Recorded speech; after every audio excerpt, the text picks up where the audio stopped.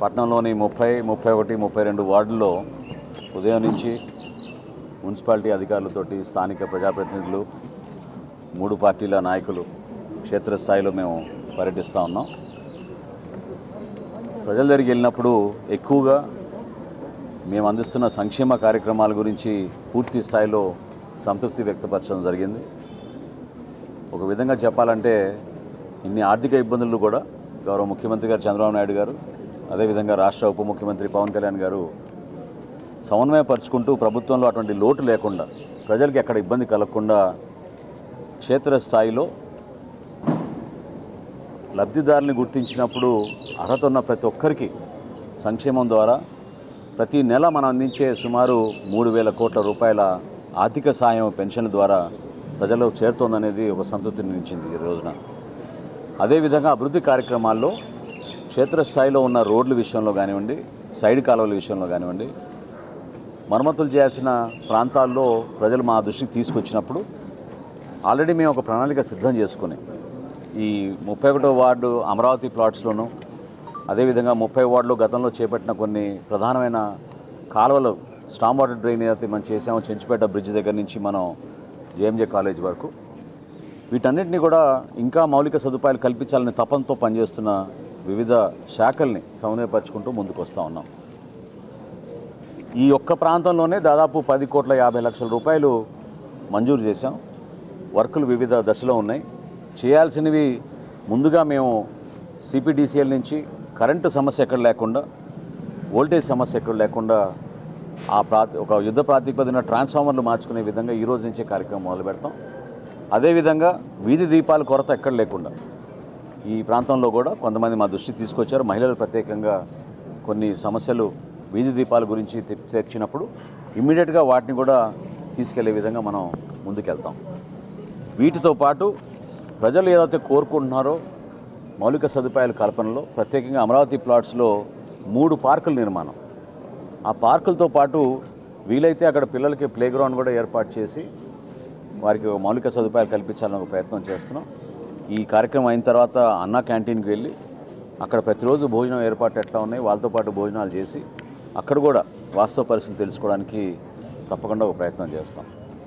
రాజకీయంగా కూటమి మేము 3 పార్టీలు కూడా సమన్వయపరుచుకుంటూ ఎక్కడ కూడా ఎటువంటి గ్యాప్ లేకుండా ఎన్డీఏలో మేము భాగస్వాములుగా ఒక బాధ్యతతోటి గౌరవ ముఖ్యమంత్రి గారు, గౌరవ ఉప ముఖ్యమంత్రి గారు, అదేవిధంగా కేంద్రంలో నరేంద్ర మోడీ గారి నాయకత్వంలో నిధుల విషయంలో ఎక్కడ కొరత లేకుండా మేము చేస్తున్న కార్యక్రమాల్లో భాగంగా రాబోయే రోజుల్లో స్థానిక సంస్థల ఎన్నికలు కూడా సిద్ధమవుతూ ఉన్నాం.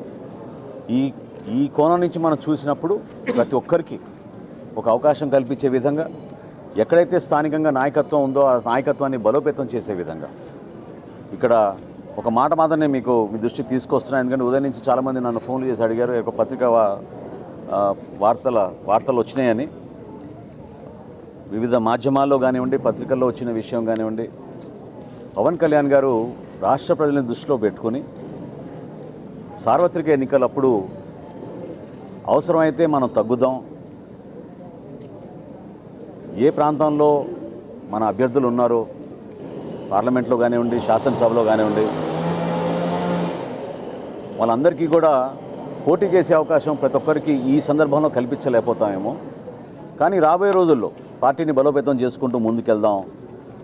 2024లో జరిగిన ఎన్నికలు మాత్రం ఓటు చీలనివ్వం అనే మాట ఆయన ఇచ్చినందుకు దాన్ని గౌరవించుకుంటూ ఎక్కడ కూడా పొరపాటు లేకుండా ఆయన నిలబడ్డారు. సో కూటమిలో మేము 4 అడుగులు వెనకేసినా కూడా అది కూటమిలు బలపరచడానికి ఎన్డీఏ భాగస్వాములుగా మేము ఒక బాధ్యతతోటి ముందుకెళ్ళాం తప్ప అది ఈ రోజున కూడా స్థానిక సంస్థల్లో అదే రీతిలో ముందుకెళ్తున్నాను అనుకోవడం అది పొరపాటు. కాబట్టి జనసేన పార్టీలో ఉన్న మా నాయకులు, కార్యకర్తలు వివిధ ప్రాంతాల్లో మేము పర్యటించినప్పుడు వాళ్ళందరికీ కూడా రాబోయే రోజుల్లో కూడా మీకు పోటీ చేసే అవకాశం కల్పించడానికి కోసం తప్పకుండా మీ నాయకత్వం బలోపేతం అయ్యేటట్టు మీరు క్షేత్రస్థాయిలో పర్యటించండి, నిలబడండి. పవన్ కళ్యాణ్ గారు కోరేది కూడా ఒకటే, యువత ముందుకు రావాలి, మహిళలు ముందుకు రావాలి, రాజకీయంగా అందరికీ మనం చక్కటి అవకాశం కల్పించాలి. అటువంటి అద్భుతమైన ఒక వేదిక కష్టపడి జనసేన పార్టీ నిర్మాణం చేసినప్పటి నుంచి కూడా ప్రజల పక్షాన్ని నిలబడి పోరాటం చేస్తూనే ఉన్నారు.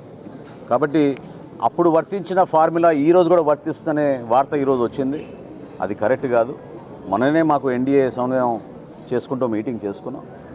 సో రాబోయే రోజుల్లో మన బలబలాలని బట్టి, మన నాయకత్వాన్ని బట్టి, ఏ మున్సిపాలిటీలో ఏ జిల్లాలో ఎక్కడ మనకి నాయకత్వం బాగా ఉందో వివిధ పార్టీలని సమన్వయపరుచుకుంటూ Telugu Desam party, Janasena party, Bharatiya Janata party మూడు కూడా ఒక బాధ్యతతోటి క్షేత్రస్థాయిలో నిలబడిన నాయకత్వాన్ని గౌరవించుకుంటూ వాళ్ళకి అవకాశాలు కల్పించుకుంటూ తీసుకెళ్లాల్సిన అవసరం ఖచ్చితంగా ఉంటుంది. కాబట్టి సార్వత్రిక ఎన్నికల్లో జరిగిన సందర్భం, ఆ సమయం, ఆ రోజు మా పార్టీ అధ్యక్షులు పవన్ కళ్యాణ్ గారు తీసుకున్న నిర్ణయం రాష్ట్ర శ్రేయస్సు దృష్టిలో పెట్టుకుని, ప్రజల గురించి దృష్టిలో పెట్టుకుని, జగన్మోహన్ రెడ్డికి ప్రభుత్వాన్ని మనం వ్యతిరేకించాలంటే ఓటు చీలనివ్వకూడదనే ఆలోచనతో ఆయన తీసుకున్న నిర్ణయం అది ఆ రోజున.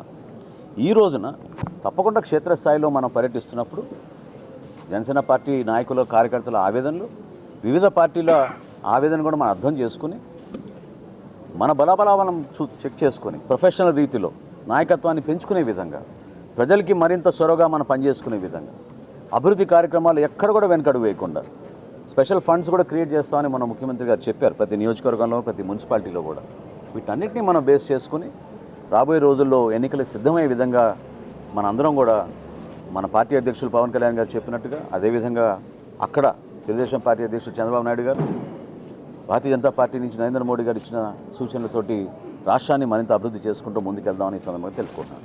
సార్, స్థానిక సంస్థలు రాబోయే రోజుల్లో మరి కూటమిలో ఉన్నారు కాబట్టి మీరు ఏమన్నా వాటికి ఇప్పటివరకు రాష్ట్రంలో సర్దుబాట్లు ఏమన్నా జరిగింది ఆ పార్టీ నుంచి? ఈ రోజు వరకు అటువంటి ఆలోచన ఇంకా రాలేదండి. ఎందుకంటే మొన్ననే మా మొదటి ఎన్డీఏ సమావేశం జరిగింది.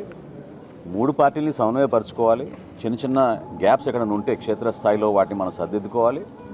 నాయకత్వాన్ని పెంచే విధంగా పర్టికులర్గా యువతకు, మహిళలకు మనం ప్రాధాన్యత ఇచ్చుకుంటూ క్షేత్రస్థాయిలో కష్టపడి పనిచేసిన కార్యకర్తగా గౌరవం వచ్చే విధంగా 100% పార్టీలు బాధ్యత అది నిలబెట్టుకోవాలి.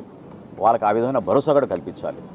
కాబట్టి రాబోయే రోజుల్లో తప్పకుండా ఒక ప్రొఫెషనల్ విధానంలో క్షేత్రస్థాయిలో పనిచేసిన మన కార్యకర్తల, నాయకుల్ని గుర్తించి ప్రతి జిల్లాలో కూడా కమిటీలు వేసుకుంటున్నాం సమన్వయపరుచుకుంటూ. ప్రతి పార్లమెంట్కి ఒక కమిటీ వేస్తున్నాం. ఆ సమన్వయపరుచుకున్న తర్వాత ఆ వివరాలు బేస్ చేసుకుని ఎవరికి ఎటువంటి పరిస్థితుల్లో మనం ఎవరికి సీట్లు ఇవ్వగలుగుతాం, ఏం చేద్దాం, సెలక్షన్ ఎట్లా ఉంటుందని దానిపైన మేము చర్చించుకుంటాం. Thank you.